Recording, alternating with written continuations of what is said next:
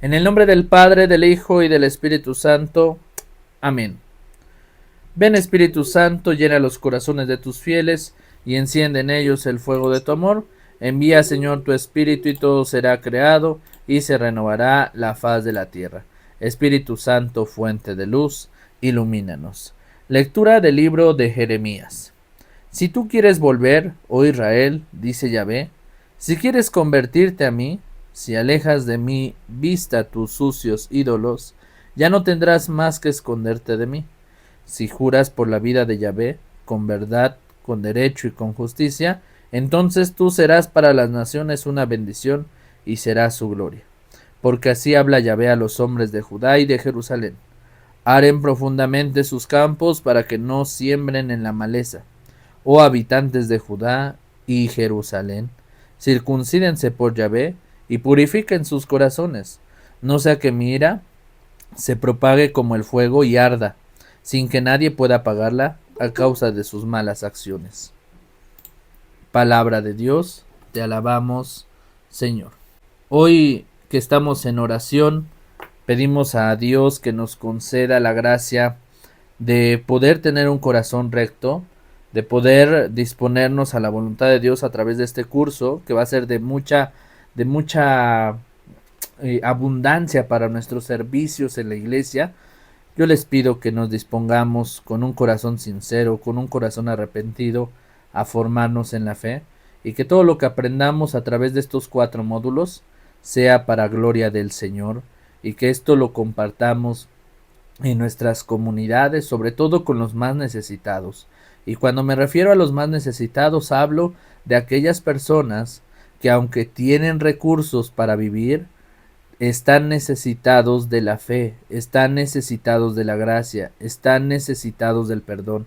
A eso me refiero, a las personas más necesitadas, a los que necesitan el perdón, a los que necesitan convertirse, a los que necesitan el amor de Dios, necesitan conocer, necesitan saber más, que el Señor nos lleve con los más necesitados. Y como lo escuchamos en la palabra, dice Dios: aren profundamente sus campos para que no siembren en la maleza, para que nuestro corazón no sea malo.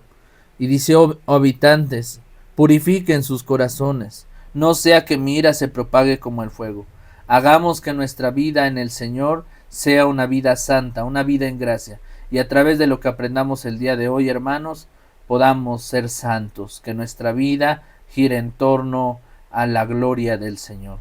Pues todo esto se lo pedimos a nuestro Señor Jesucristo, que vive y reina en la unidad del Espíritu Santo y es Dios por los siglos de los siglos. Amén. En el nombre del Padre, del Hijo y del Espíritu Santo. Amén. ¿Qué es lo que veremos en este curso de liturgia? El primer módulo, que es este, hablaremos sobre el origen de la liturgia. ¿A quién se le ocurren todos los ritos litúrgicos, lo que celebramos el domingo en la misa, los rosarios, las procesiones, las peregrinaciones, todo lo que tiene que ver con la celebración de la fe católica? En el segundo módulo hablaremos acerca de cómo se utilizan ahora las partes de la liturgia, los objetos litúrgicos, los ritos bautismales, los ritos del sacramento, lo propio de los sacramentos, dónde están instituidos los sacramentos, cómo utilizar toda esta parte de las celebraciones litúrgicas en el altar. En el tercer módulo hablaremos ya vamos a entrar a los libros litúrgicos. Hablaremos no tan a detalle del misal romano y de los leccionarios, pero ocuparemos gran parte en algo que es desconocido para muchos, que es la liturgia de las horas para los fieles. Un libro que es un compendio de oraciones para poder realizarse todos los días, laudes, vísperas y completas. Ya hablaremos en su tiempo de ello en la próxima sesión. Seguramente todos ustedes han tenido el acercamiento a la liturgia. ¿Qué es la liturgia? Pues la liturgia es como el cristiano, el fiel, le expresa su fe y su deseo de conocer a Dios a través de la liturgia. Es decir, la liturgia va a ser el rito, el movimiento, la celebración para poder encontrarnos con aquel que nos ha llamado. Y alrededor de esta celebración litúrgica vamos a tener los sacramentos. La vida de la iglesia gira en torno a la vida sacramental y recordemos que tenemos 7 sacramentos en la vida de la iglesia. Y estos 7 sacramentos van a tener un rito, ¿sí? Van a tener un deseo de querer ser hijos de Dios, de recibir el Espíritu Santo, de querernos formar como familia en el matrimonio, frente a Dios, etcétera. Bueno, vamos a ir viendo desde el Antiguo Testamento cómo tiene sentido la liturgia desde nuestros primeros padres, desde las primeras personas en el Antiguo Testamento. Y para ello les voy a compartir en el libro de el Éxodo, ¿sí? Libro del Éxodo en el capítulo 40, versículo 34, ¿sí? Antes de participar de los sacramentos que son el origen de la liturgia, porque como todos vamos a participar de un sacramento, tiene que haber un rito litúrgico. ¿Por qué viene el origen de la liturgia? Bueno, desde siempre ha existido el pecado. Desde siempre Dios ha buscado la forma de salvar al hombre. Y para salvarlo le va a dar el don del perdón, perdonar sus pecados. Por eso el hombre desde el Antiguo Testamento va a buscar el perdón de Dios para poder ser feliz. Toda la liturgia va a buscar la paz del hombre, la felicidad del hombre. Y por eso es que los sacramentos se instituyen para darle salvación al hombre, pero a través de un rito litúrgico, una celebración litúrgica. En el libro del Éxodo, en el capítulo 40, versículo 34, dice: entonces la nube vino a cubrir la tienda del encuentro y la gloria de Yahvé llenó la morada. Moisés ya no podía entrar en la tienda del encuentro, pues la nube descansaba sobre ella y la gloria de Yahvé llenaba la morada. A lo largo de su trayecto, los hijos de Israel se ponían en marcha en cuanto la nube se elevaba de encima de la morada. Pero mientras la nube no se elevaba, ellos no se movían y esperaban el día en que de nuevo se elevara, porque la nube de Yahvé descansaba sobre la morada durante el día a la vista de todo el pueblo de Israel, y durante la noche se veía fuego en ella. Así sucedió a lo largo de su trayecto. Es decir, la nube en el Antiguo Testamento manifestaba la presencia de Dios. Dios descendía en forma de nube al templo, a la tienda del encuentro, y mientras estaba ahí estaba la presencia de Dios. Entonces, todo lo que vamos a estudiar, hermanos, desde los sacramentos hasta los libros litúrgicos, es presencia del Señor, es todo lo sagrado. Vamos a entrar al estudio de lo sagrado. Ya en el libro de Levítico nos va a ir explicando partes de los ritos del Antiguo Testamento. No será necesario que nos adentremos al Antiguo Testamento porque son ritos que ya no practicamos. Hoy en día, la iglesia se ha actualizado después de la revelación con Jesucristo y ahora tenemos los sacramentos, donde vamos a ir viendo cómo Jesús mismo vive sus sacramentos y los instituye para hacerlos rito y hacerlos liturgia. Por eso es importante la liturgia. No solamente entender cómo utilizar los objetos litúrgicos, sino dónde está el origen de lo sagrado. Aquellos días Jesús vino de Nazaret, pueblo de Galilea, y se hizo bautizar por Juan en el río Jordán. Al momento de salir del agua, Jesús vio los cielos abiertos, el Espíritu bajaba sobre él como lo hace la paloma. Mientras se escuchaban estas palabras del cielo: tú eres mi Hijo, el amado, mi elegido. Palabra de Dios. Te alabamos, Señor. Romanos 6, del 3 al 11. ¿No saben que cuantos fuimos bautizados en Cristo Jesús, fuimos bautizados en su muerte? Por el bautismo fuimos sepultados con él en la muerte, para que así como Cristo resucitó de la muerte por la acción gloriosa del Padre, también nosotros llevemos una vida nueva. Porque si nos hemos identificado con Él, con una muerte como la suya, también nos identificaremos con Él en la resurrección. Sabemos que nuestra vieja condición humana ha sido crucificada con Él para que se anule la condición pecadora y no sigamos siendo esclavos del pecado. Porque el que ha muerto ya no es deudor del pecado. Si hemos muerto con Cristo, creemos que también viviremos con Él. Sabemos que Cristo resucitado de la muerte, ya no vuelve a morir. La muerte no tiene poder sobre Él. Murió el pecado definitivamente. Viviendo, vive para Dios. Lo mismo ustedes. Considérense muertos al pecado y vivos para Dios en Cristo Jesús. Palabra de Dios. Te alabamos, Señor. Aquí vemos dos citas bíblicas, comenzando ahorita por la de Romanos, que estamos justo aquí, como San Pablo, el escritor de la carta a los Romanos, nos explica el sacramento del bautismo. El bautismo, hermanos, no es una ocurrencia del hombre, es algo que vino a instituir Jesucristo. Ya estaba instituido desde el Antiguo Testamento, desde nuestros primeros padres con Abraham. Dios siempre va a buscar sellar su alianza. Es decir, aquella persona que desea encontrarse con Dios, no solamente lo va a decir de dientes hacia afuera, sino que Dios le va a exigir una respuesta. Y esa respuesta se vive en la vida sacramental, en el sacramento. Por eso nuestra iglesia gira en torno a los sacramentos, porque los sacramentos nos dan salvación.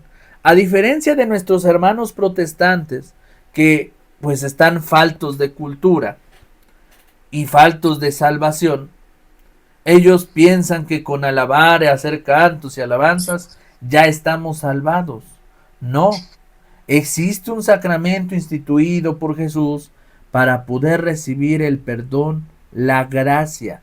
Y lo dice San Pablo en el capítulo 6, versículo 3. ¿No saben que todos nosotros, al ser bautizados en Cristo Jesús, hemos sido sumergidos en su muerte? Ya nos habla del bautismo. Por este bautismo en su muerte fuimos sepultados con Cristo.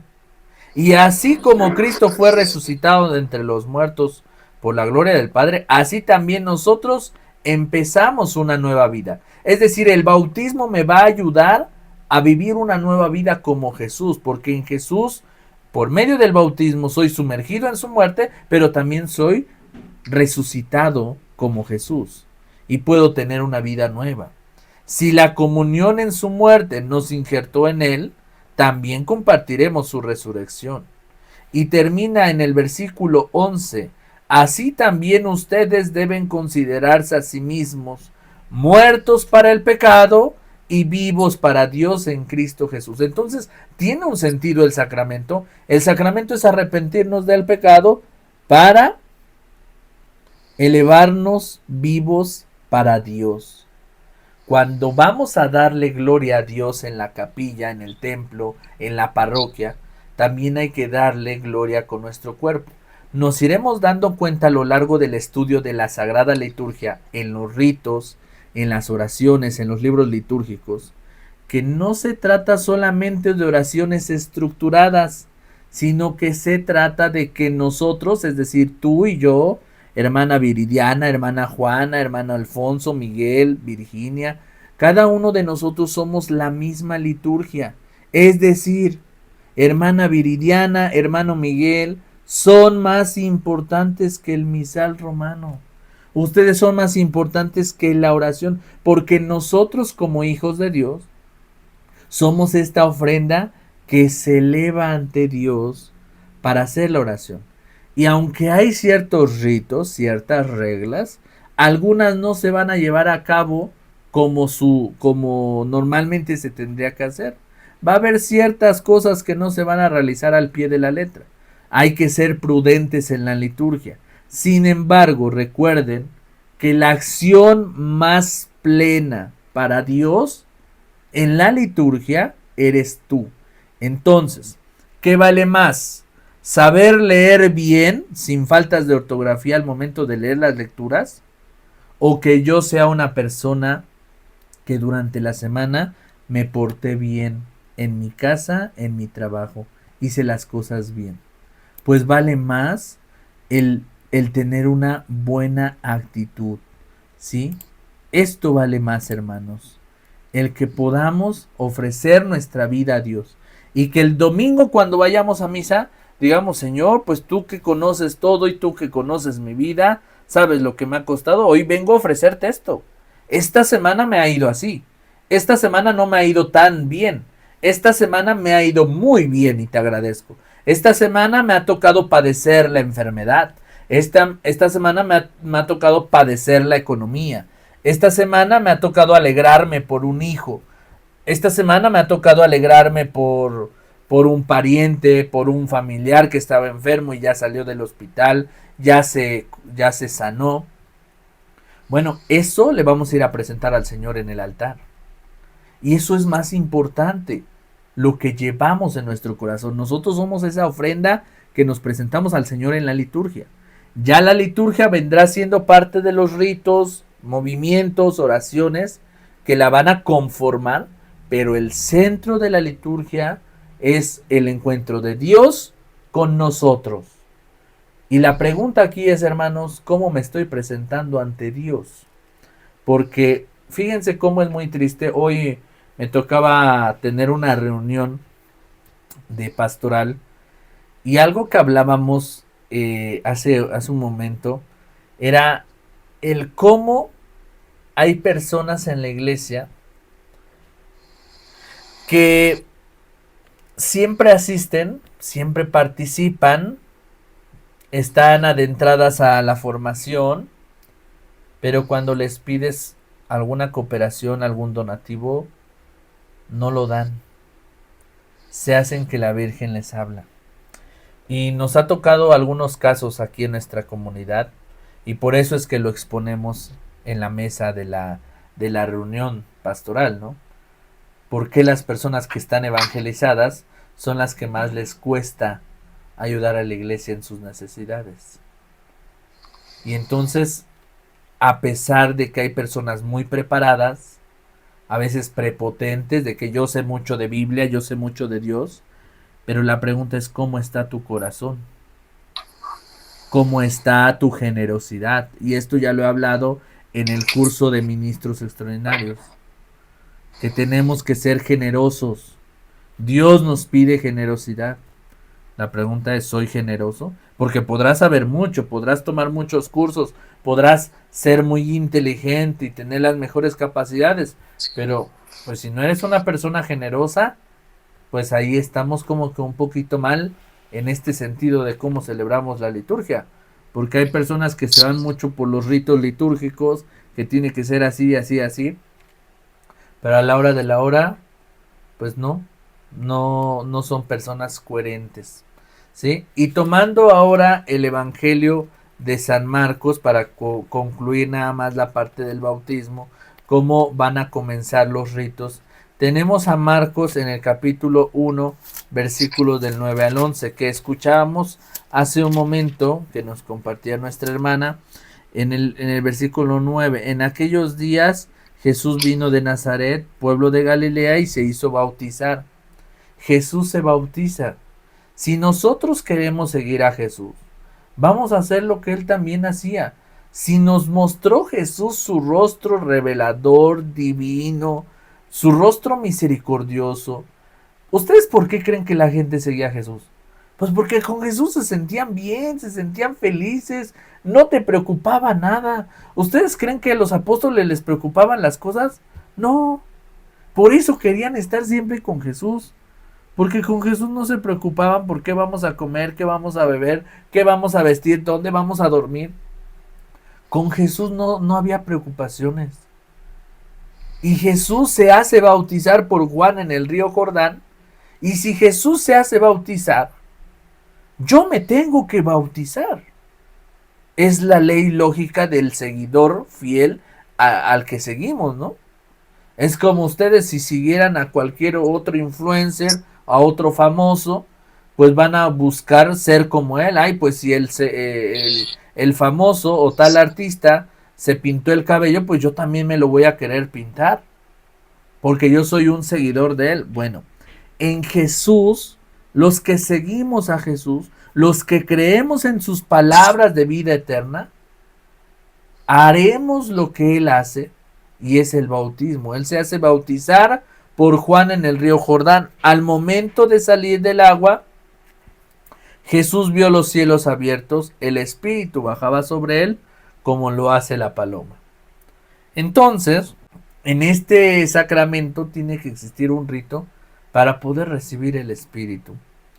Y hoy por hoy, la Iglesia tiene un rito del bautismo para poder recibir el Espíritu Santo en este sacramento. Acá vemos el primer acercamiento del origen de la liturgia. Vamos con el siguiente y el más importante, la comunión. Marcos, en el capítulo 14, versículos del 22 al 25, el Evangelio de San Juan, en el capítulo 6, versículos 53 al 58, primera carta a los Corintios, en el capítulo 11, versículos 23 al 26. Y mientras estaba comiendo, tomó pan, lo bendijo, lo partió y se lo dio y dijo: tomad este pan, que este es mi cuerpo. Tomó luego una copa y, dadas las gracias, se las dio y bendijeron todos de ella. Y les dijo: esta es mi sangre de la alianza, que es derramada por muchos. Yo os aseguro que ya no beberé del producto de la vid hasta el día en que beba nuevo en el reino de Dios. En esta primera parte tenemos en el texto de San Marcos: durante la comida Jesús tomó pan. A ver, Jesús toma el pan y después de pronunciar la bendición lo partió y se lo dio diciendo: tomen, esto es mi cuerpo. Amén. Tomó luego una copa y después de dar gracias se la entregó y todos bebieron de ella, y les dijo: esto es mi sangre, la sangre de la alianza que será derramada por muchos. A ver, aquí Jesús mismo instituye la Eucaristía mostrando que un pedazo de pan es su cuerpo, ¿sí? Y una copa de vino. Tomó luego la copa de vino y después de dar gracias se la entregó y todos bebieron de ella, y les dijo: esto es mi sangre, la sangre de la alianza que será derramada por muchos. En verdad les digo que no volveré a probar el fruto de la vid hasta el día en que lo beba nuevo en el reino de Dios. Jesús instituye la Eucaristía, el sacramento de la Eucaristía. No es una ocurrencia del hombre. Por lo tanto, nosotros cada domingo a domingo vamos a celebrar esta memoria, este memorial de su pasión, que es tomar su cuerpo y comerlo y beber su sangre y participar de su palabra. Fíjate que, apoyando lo que tú dices, yo doy pláticas bautismales los sábados, y una de los comentarios que hago es esto, que Dios dijo: bauticen a todas las naciones en el nombre del Padre, Hijo y Espíritu Santo. Y ya sabes que los hermanos separados dicen que nos tenemos que bautizar después de 30 años porque Cristo así fue. Ajá. Pero eso no es así. O sea, es bauticen a todos en las primeras semanas de vida para que dejen de ser criaturas de Dios y pasan a ser hijos de Dios. Exactamente. En esa parte de la explicación, y esto es bueno que lo sepamos todos, aprovechando el tema del bautismo, es que si bien Jesús se bautiza a los 30 años, es porque Jesús tenía que dar un ejemplo, ¿sí? Hasta ese momento, pues todos se bautizaban igual de grandes con Juan, pero Jesús dice: bautízame, le dice a Juan, pero Ahora en nuestra iglesia, ¿por qué se bautizan los niños de pequeños? Porque el bautismo es recibir la gracia. Y yo siempre les digo en las pláticas, porque también doy pláticas prebautismales, en las pláticas yo les digo, ¿qué acaso cuando un niño es bebé, un niño o una niña nace al mundo, le vamos a preguntar, oye, ¿qué ropa te gusta ponerte? Para que así te compre la ropa que te gusta y te la pongas. Y hasta que tú me digas la ropa que te gusta, yo te la pongo. No, ¿verdad? Normalmente un padre o una madre de familia, sin que el niño pregunte, tú le provees la ropa. Y punto. Sí, te toco ropa blanca, te toco ropa amarilla, te conformas y eso es lo que te toca. Porque yo te voy a dar como padre. Ahora bien, lo mismo sucede con el estudio. Nuestra obligación como padres es proveer la educación. Es una de nuestras obligaciones y derechos. Darle educación a nuestros hijos.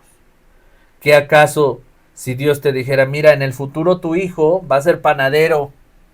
Tú dirías, oye, pues, ¿para qué le doy el estudio? ¿Para qué me desgasto? No. Tu deber es darle el estudio. Tú le vas a dar el estudio hasta donde él pueda. Y si después él decide ser panadero, es muy su asunto. Él tendrá que vivir las consecuencias. Él se va a dar cuenta de, hubiera hechole caso a mi padre, hubiera estudiado, hubiera tenido una mejor oportunidad. Bueno, pero quiso ser panadero, adelante. Es parte de la vida. Imagínense que supiéramos que nuestro hijo, nuestra hija va a terminar de taxista. Pues no le dieras toda la formación que le das. Dices, es más, ni me hubiera yo preocupado por darte la mejor escuela. Luego los papás le damos que la mejor escuela, la mejor universidad, que se vaya a tal escuela a estudiar. Y luego termina, pues ni siquiera ejerciendo lo que estudió. Pero así es la ley de la vida. En el bautismo, hoy en día en nuestra sociedad se está dando esta tendencia. Papás jóvenes que dicen, no, pues yo voy a hacer que se bautice mi hijo hasta que esté grande. Que él decida lo que quiere creer. Pues si no son enchiladas, mijo. ¿Sí? No es lo que él quiera. No es el color que él quiera. Es que si tú naciste católico, si tú crees en Dios, si tú crees en su poder, tú le vas a proveer la fe. Pero ¿qué pasa? Como hoy en día tenemos muchachos y muchachas jóvenes incrédulos porque no creen en el poder de Dios, pues si ellos no creen, ¿cómo le van a proveer la fe al hijo? Tampoco. Porque ellos no creen en el poder. Ellos ni van a misa, ellos ni se confiesan. No creen en el poder de los sacramentos. En el curso de hoy, que es precisamente sobre la liturgia, y qué buena pregunta y comentario al respecto del sacramento del bautismo, es que hoy en día la gente no se acerca a los sacramentos porque piensan que solamente son un requisito. Ay, es que hay que hacer la comunión, hay que llevar al niño al catecismo. Bueno, hace la comunión, le entrega su boleta y ya no vuelves a ver a los niños del catecismo. Entonces, ¿para qué vamos? O sea, ¿para qué haces la comunión? Mejor no la hagas. O cuando nos vamos a casar, ¿no? No, es que la familia de mi esposo, de mi futuro esposo, está pidiendo que nos casemos. O la familia de la novia está pidiendo que se casen. Pues es que no es el deseo de los demás, es tu deseo. Si tú amas a la persona y tú crees en Dios y tú crees en el poder, tú vas a tener el deseo de casarte. Pero no por los demás, sino por ti. Por eso es importante entender el sentido de los sacramentos.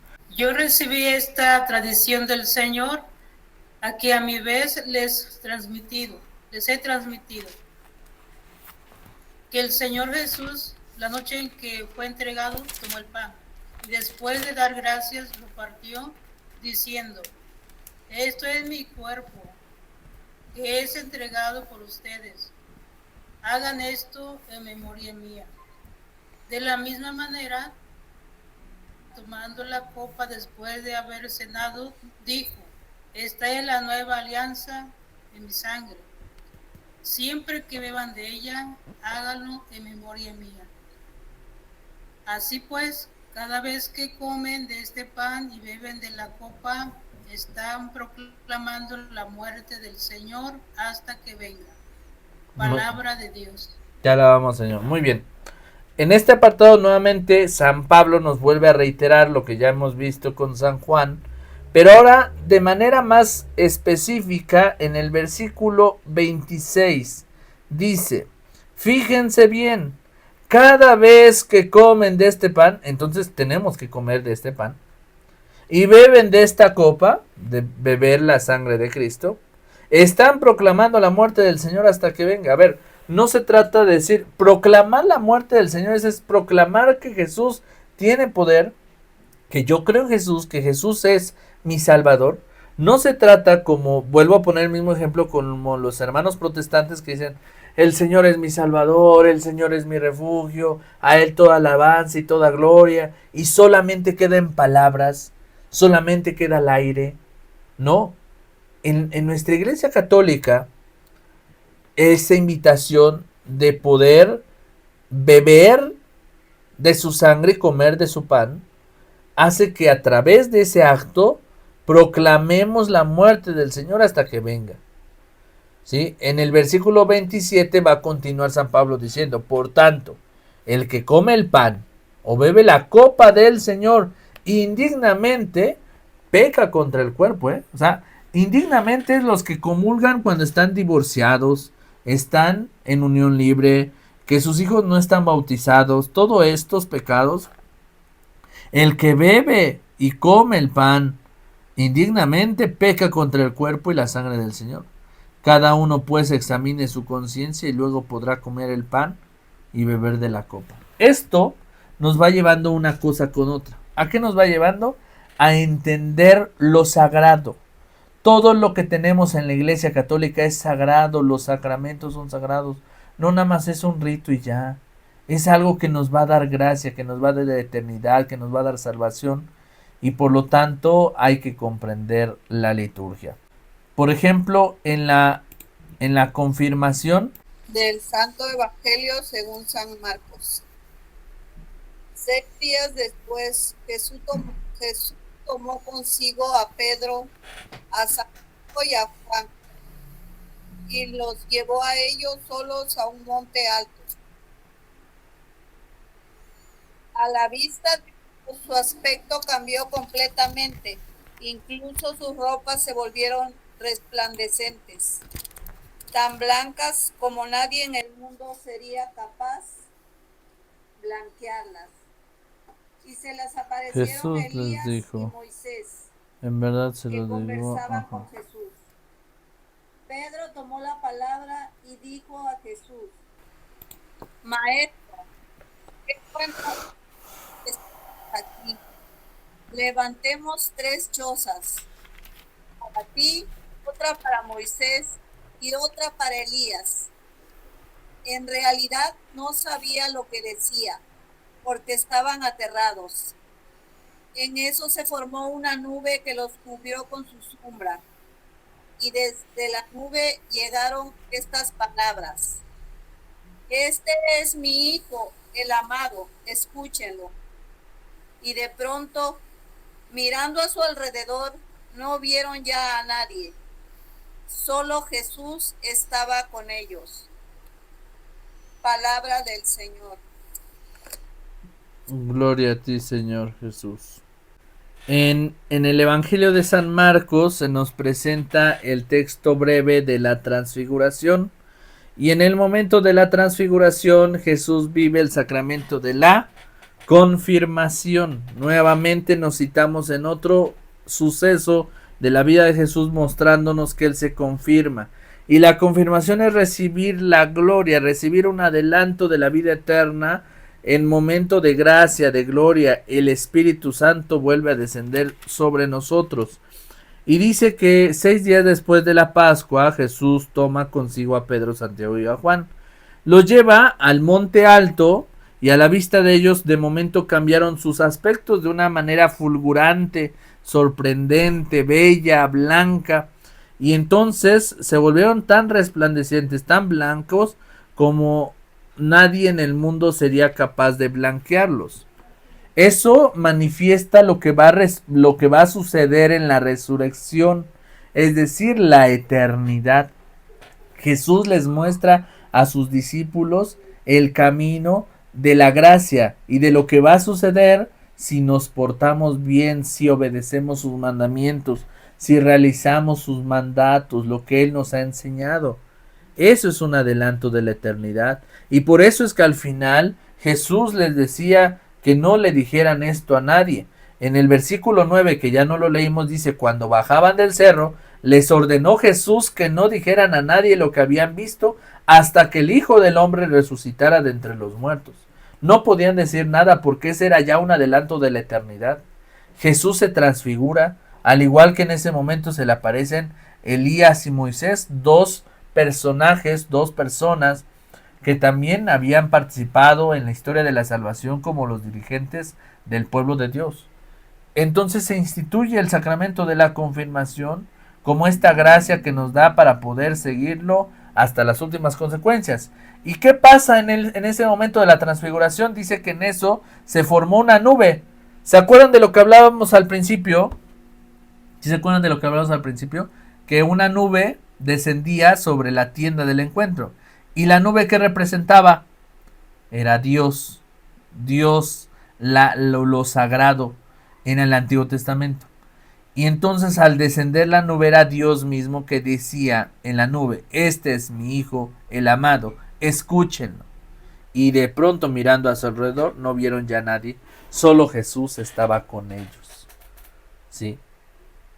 Imagínense cómo Dios mismo desciende en Jesús y Jesús nos da la muestra de lo que podemos tener en la vida, en la eternidad. Entonces esto no acaba aquí, hermanos. Tenemos una eternidad todavía con el Señor, pero hay que entender el origen de lo sagrado. Ahora que hemos entendido parte del origen, porque todavía es un estudio profundo entender la teología de los sacramentos, parte de esta teología es lo que vamos a comprender en el siguiente módulo, que es cómo se utilizan los objetos litúrgicos, para qué son. Ya hablamos de el cuerpo, la sangre, el pan. Vamos a hablar ahora en materia por qué se distribuye la comunión, por qué una cruz alta, por qué los ciriales, por qué el incensario, qué significa cada uno de los objetos litúrgicos.